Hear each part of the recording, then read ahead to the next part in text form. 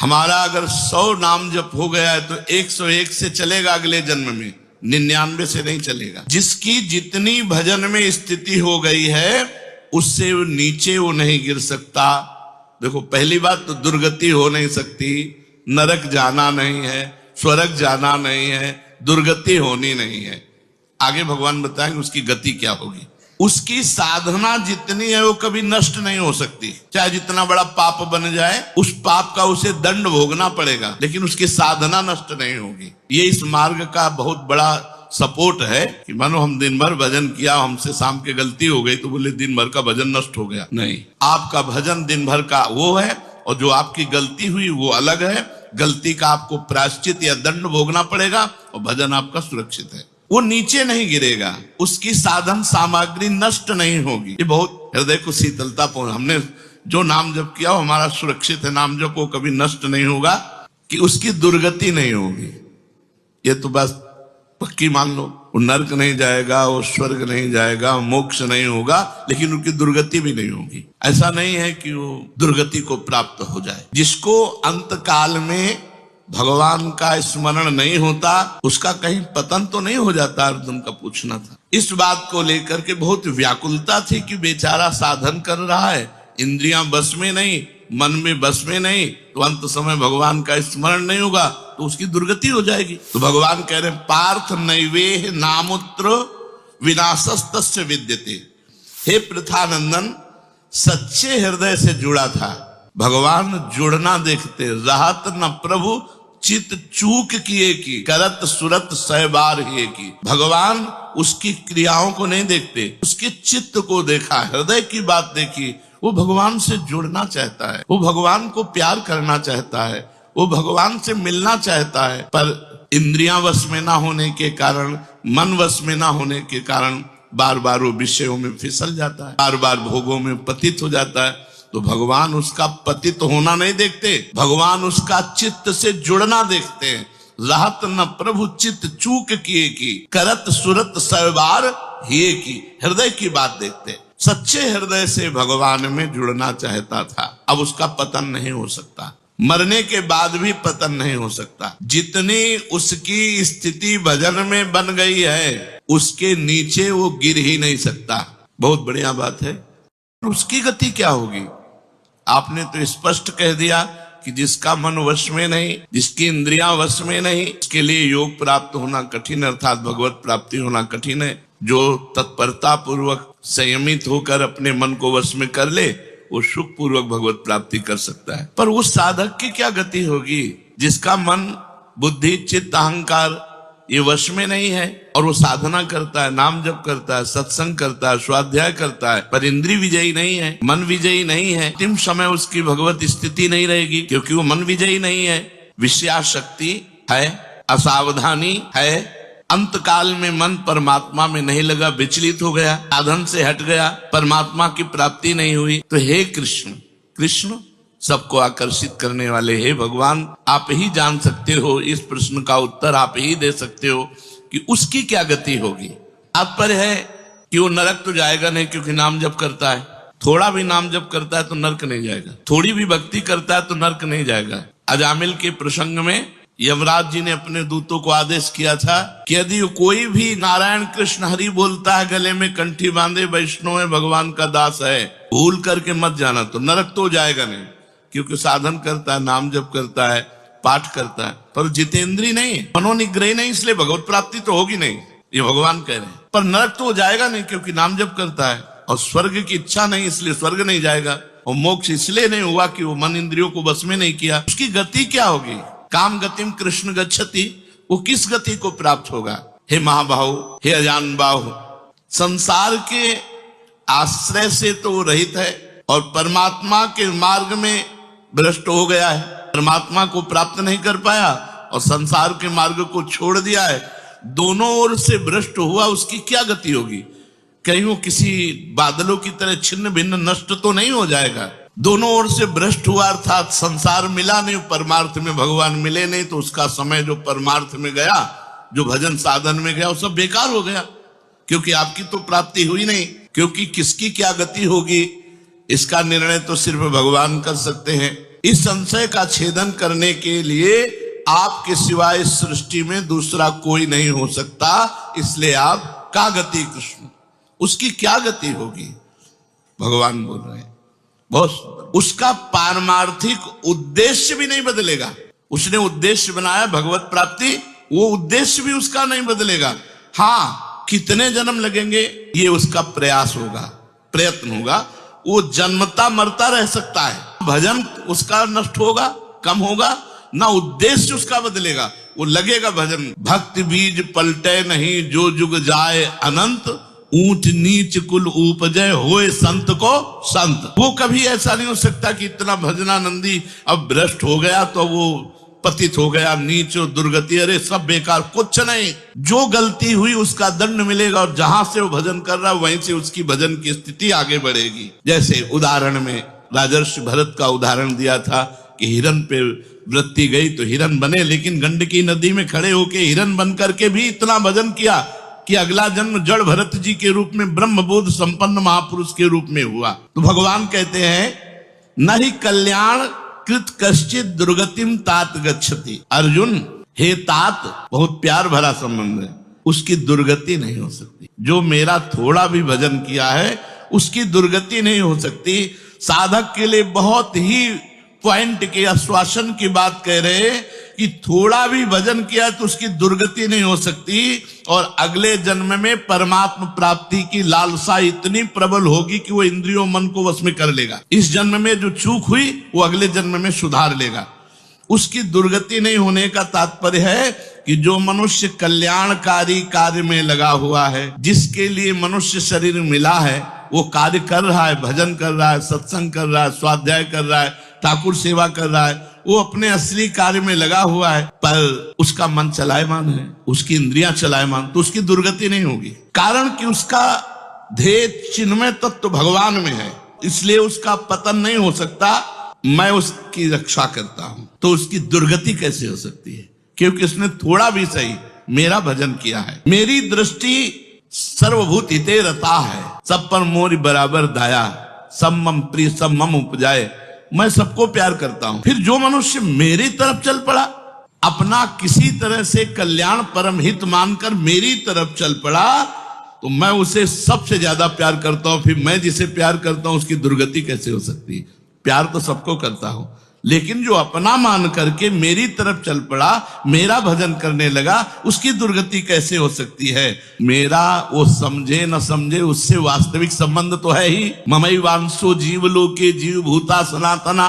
वो भले भगवान से संबंध ठीक नहीं लगा पा रहा, लेकिन भगवान तो जान रहे मेरा संबंधी है, मेरा अंश है। ये संसार के साथ उसका वास्तविक संबंध नहीं है। उसने मेरे साथ इस वास्तविक संबंध को, असली लक्ष्य को उसने स्वीकार किया कि अब इस जन्म में भगवान को प्राप्त करना चाहता हूं, तो चाहे जितना बड़ा गलती पड़ गई हो, अपराध पड़ गया हो, उससे दुर्गति उसकी नहीं हो सकती। उसका किया हुआ साधन नष्ट नहीं हो सकता।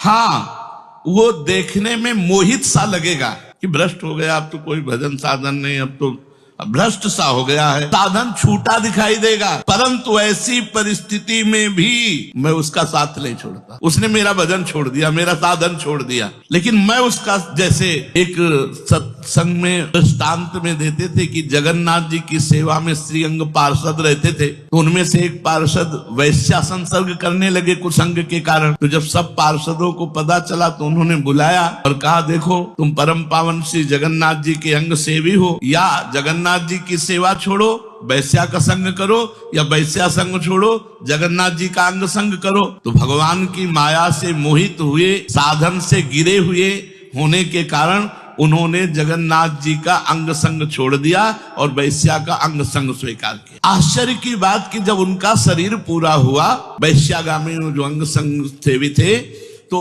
जब शरीर पूरा हुआ तो जगन्नाथ जी ने स्वप्न में अपने पार्षदों को आदेश किया कि उसकी अंत्येष्टि क्रिया हमारे पार्षदों जैसी की जाए। तो उनका प्रभु स्वप्न में ही कहा कि प्रभु उन्होंने तो आपको छोड़कर वैश्या को स्वीकार कर लिया था। तो बोले उन्होंने छोड़ दिया था, ये उनकी हिम्मत है, हमारी हिम्मत नहीं, हमारा स्वभाव नहीं है, हमारी सामर्थ्य नहीं है। हम एक बार जिसको पकड़ लिया उसको कभी छोड़ते नहीं। तो भगवान यहाँ कह रहे हैं कि कभी कभी वो मोहित हो जाता है, वो साधन छोड़ता, लेकिन मैं उसे नहीं छोड़ता। ये खास बात समझो, मैं उसे नहीं छोड़ता, उसका किया हुआ अपराध, किया हुआ पाप, भले उसको थोड़ा समय दंड भुगताने के लिए, लेकिन मैं उसे छोड़ता नहीं। तो उसकी दुर्गति कैसे हो सकती है? इसलिए घटना घट सकती है। ये तो भगवान कह रहे हैं, मनमानी मत करना। कह रहे घटना घट सकती है, आपने अपराध किया, आपको पाप का दंड मिल सकता है, लेकिन मैं उसके अंदर ऐसी व्याकुलता पैदा करूंगा कि वो सब प्रपंच छोड़कर दौड़कर मेरी तरफ भाग पड़ेगा, क्योंकि मैं उसे नहीं छोड़ता। जैसे गोपियों में थोड़ा अभिमान आया, मैं अंतर ध्यान हुआ, लेकिन उन्हीं के बीच में रहकर जहां व्याकुल हुई मैं प्रकट हो गया। तो भगवान कह रहे हैं कि एक बार जिसके भीतर थोड़ी भी साधना चल पड़ी, थोड़े भी संस्कार भक्ति के पड़ गए, नाम जप करना, वाणी पाठ करना, थोड़ा भी भगवत्कार, उसका कभी पतन नहीं हो सकता। जो संस्कार पड़ गया भक्ति का, क्योंकि सत वस्तु का कभी अभाव नहीं होता, तो फिर प्रभु गति क्या होती है उसकी? तो भगवान कह रहे हैं उसने गंगा स्नान किया है, उसने नाम जप किया है, उसने वाणी पाठ किया है, उसने ठाकुर सेवा की, तो कोई साधारण है? बहुत बड़ा धनी है। भले लोक भ्रष्ट हो गया है, भले इंद्रियां उसके कब्जे में नहीं, भले मन उसके कब्जे में नहीं, लेकिन साधारण जीव नहीं है। वो भगवान का जन है, उसने नाम जप किया है, वाणी पाठ किया है, ठाकुर सेवा की, धामवास किया, तीर्थ अवगान किया, प्राप्य पुण्य कृताम लोकान। जो बड़े बड़े याज्ञिकों को, कि बोले इतने यज्ञ की, अश्वमेध यज्ञ की, जो बड़े बड़े याज्ञिकों को जो सांगोपांग करते हैं, उन लोगों को स्वर्ग आदि लोकों पर अधिकार होता है। इसलिए वो पुण्य कर्म कहते हैं तो पुण्य लोक उनको प्राप्त होते हैं। पाप कर्म करने वालों को नरक भेजा जाता है। परंतु साधक पुण्य कर्म थोड़े किए, भजन किए, तो जैसे किसी रास्ते में चल के उसकी वीआईपी व्यवस्था की जाए, ऐसी व्यवस्था उसकी होती है स्वर्ग में। जितने दिन उसको अगला जन्म नहीं मिलेगा, उतने दिन भारी व्यवस्था स्वर्ग में उसकी होगी। पुण्यवताम लोके, जो बड़े बड़े पुण्य आत्मा पुरुष प्राप्त करते हैं, इतनी अमुक यज्ञ की, अश्वमेध यज्ञ की सांगोपांग, उनको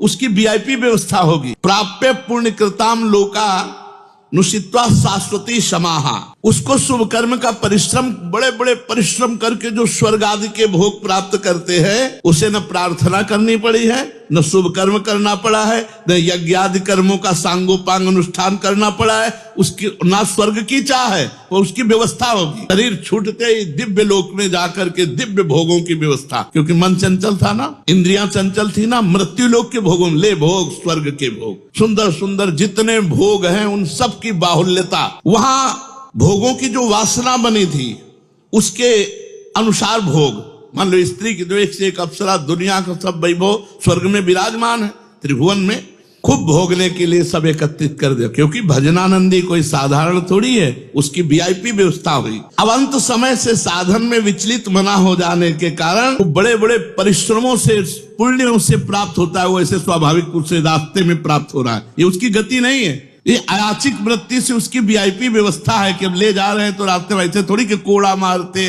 पानी भी नहीं पिया रहे, धूप में ले जा, नहीं, सीधे उसको आनंद पूर्वक स्वर्ग आदि लोगों की दिव्य भोग वृत्तियां, जिन भोगों के लिए वो विचलित रहा है मनुष्य साधना करते समय, वो सारे भोग उसको वहां प्राप्त होंगे। वहां रहने पर इतना भोग दिलाया जाता है कि उसकी अरुचि हो जाती है स्वर्ग के भोगों से। तो मर्तलोक में आके दोबारा फंसेगा क्या? स्वर्ग के भोगों से अरुचि हो जाती है, जहां आसक्ति रही है वो भोग ही भोग उसको व्यवस्था कर दी जाती है, वो घृणा हो जाती है उसको स्वर्ग में ही भोगों से, इतनी वीआईपी व्यवस्था। क्योंकि अंदर से तो भजन था, उद्देश्य भगवान की प्राप्ति का था, तो स्वर्ग आदि के भोग भोगने पर उसे घृणा हो जाती है। वो अपनी वासना जो अंदर थी, जिनके कारण इंद्रियों मन को जीत नहीं पाया, वो देख लेता है, अरे अब ये तो मर्त्य लोक के भोग है, स्वर्ग के भोग, उसको वहां उसके अंदर घृणा हो जाती है। उसित्वा शाश्वती क्षमा, फिर उसे और ऊंचे लोकों में, अगर समय है अभी, तप लोक, जन लोक, महालोक, ब्रह्म लोक, ऐसे महान लोकों में उसे ऊंचे के लोकों में भेजा जाता है। और वहां भी इसलिए भेजा जाता है कि यहाँ के स्वर्ग के भोगों से रुचि, अब यहाँ के ब्रह्म लोक के भोग देख ले। भजन का फल है ब्रह्मादिक के भोग सब विषम लागत ताई, नारायण ब्रज चंद की लगन लगी है जाई। जब ठाकुर जी से मिलने की चाह लग जाती है तो यही इसी शरीर में ब्रह्मादिक के भोगों से भी वैराग्य हो जाता है। भोग भोगने के उद्देश्य से नहीं, क्योंकि जो भोग भोगने के उद्देश्य से जाते हैं उनके पुण्य क्षीण होने पर फिर वो लौटकर मृत्यु लोक में आते हैं, इसलिए वो सीमित वर्षों तक स्वर्ग लोक आदि में रहते हैं।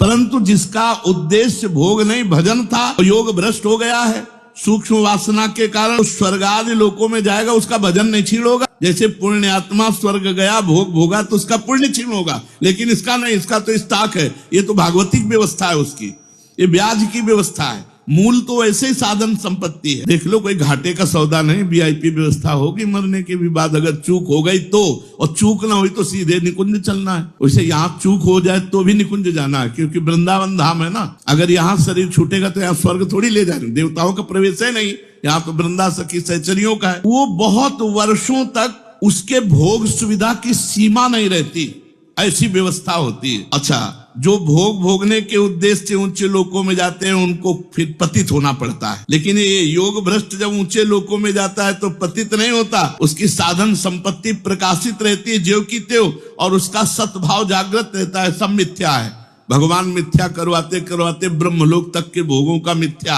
अब उन सुख भोगों को भोगने के बाद शुचि नाम श्रीमताम गेहे योग भ्रष्टो भी जाते। अब यहां जब प्रकट हुआ, कब उसका जन्म होगा, कोई सीमा रखी जाती है, अरुचि सीमा रखी जाती है। जब तक उसे भोगों में अरुचि नहीं होगी तब तक ऊपर के लोगों को भोगों में उसे रखा जाएगा। नरक वरक तो जाने की बात नहीं, वीआईपी भोग। जब अरुचि हो गई, अरुचि होगी ही, क्योंकि वो भगवान का भजन करता रहा है। वो ऐसा नहीं कि अब विश्राम मान ले कि अब अप्सरा मिल गई, विमान मिल गया, स्वर्ग मिल गया, अब यही नहीं। उसकी यात्रा नहीं रुकेगी, उसका भजन उसको कचुटेगा, उसके अंदर जलन पैदा होगी, अशांति हो जाएगी। ये सब भोग नहीं चाहिए, मुझे भगवान चाहिए, चलो ब्रह्मलोक, वहां भी ये नहीं चाहिए। तो अब शुचि नाम श्रीमताम गेहे योग भ्रष्टो भी जायते। अब योग भ्रष्ट जब मृत्यु लोक में लौटा तो जगत पूज्य घर में पैदा हुआ। जगत पूज्य घर में श्रीमान, सारा संसार जिसे झुके, ऐसे घरों में पैदा, उच्च कुल, भक्ति संपन्न। श्रीमान का मतलब होता है, एक लौकिक शब्द होता है वैभव संपन्न, लेकिन भागवतिक वैभव संपन्न महापुरुषों के घर में उसका जन्म होता है। और लौटने का कारण जो है, उस कारण को भगवान जानते हैं, उसकी बहुतायत कर देते हैं। स्वर्ग भोगा, ब्रह्मलोक के भोग भोगे, और यहां सारे भोग उसके दे दे, ये ले, अरे भगवान का दास है कोई और, ये ले, ऐसे घर में पैदा किया। अब उसकी जो साधन संपत्ति उसको खोल देते हैं, अभी तक बंद रखा, हानि नहीं हो सकती। अब जे ही जन्म हुआ, जैसे अपने लोग अब जे ही स्कूल जाते, स्कूल से पढ़ के आते, लगता है माँ नहीं टिकेगी, पिता नहीं टिकेंगे, सब मरेंगे, तो मेरा साथी कौन है, मेरे जीवन का लक्ष्य क्या है, क्या यही उद्देश्य है। बस बैठ जाते एकांत में, और संत जन आते थे, वो श्री राम जय राम जय जय राम श्री राम जय, कीर्तन कराते थे तो वही याद था, श्री राम जय राम जय जय राम श्री राम जय राम जय जय राम। बस नाम जप करना निश्चय हो गया। 13 वर्ष के भागो, ये देखो, उत्तम कुल ब्राह्मण के घर में, और पूरे साधु महात्माओं का सानिध्य, और पिता पूरे स्वयं महात्मा नंगे पैर हल जोतते, बड़ी कठिन परिश्रम के द्वारा वो उदर पोषण करते। और संत महात्मा 8-8, 10-10 संत महात्मा दरवाजे पर। बच्चापन से ही क्या बन, अब मुझे संसार से भाग, किसी ने हमें सिखाया नहीं, भागो संसार से और भगवान की प्राप्ति करो। तो मनुष्य जन्म में जे ही जन्म लिया से साधन संपत्ति खोल दी गई। अब वो साधन में एकदम चिपक गया, क्योंकि पीछे जहां चूक हुई थी वो ऊपर से नीचे तक सब समुदाय भोगों का देख लिया। अब उसका अंतःकरण साधना से परिपूर्ण होने लगा। वो जो अंकित संस्कार भोगों के थे वो अरुचि पैदा हो गई। योग भ्रष्ट अज्ञात रूप से पुनः ऐसी साधना में लग गया जिसमें किंचन मात्र भी इंद्रिय और मन का मनोरंजन नहीं, पूर्ण इंद्रिय विजेता, पूर्ण मन को संयम में करके। अब वो ऐसी योग भ्रष्ट जो पुरुष था, श्रीमानों के घर में जन्म लेकर के वो भोगों में फंसेगा नहीं, पुनः भजन में बड़ी तेजी से चल देगा, और ये उसका आखिरी जन्म होगा। तेजी से भजन करके वो भगवत प्राप्त हो जाएगा। तो अर्जुन जी ने पूछा था कि फिर क्या उसका पतन हो जाएगा? तो भगवान का भजन करता है, भगवत प्राप्ति नहीं कर पाया, मन वश में नहीं हुआ, इंद्रिया वश में नहीं हुई, तो भगवान ने उत्तर दिया, वो ऊंचे के लोकों में जाकर खूब सुख भोग, जिन भोगों के लिए लालायित रहा था वो सब भोग मिलेंगे, और अंत में श्रीमान के घर में, कुलवानों के घर में जन्म लेकर भक्ति का ऐसा वातावरण मिलेगा कि जन्म से ही भगवान के भजन में लगकर वो इस जन्म में भगवान को प्राप्त कर लेगा। शेष चर्चा आगे। श्री राधा वल्लभ लाल की।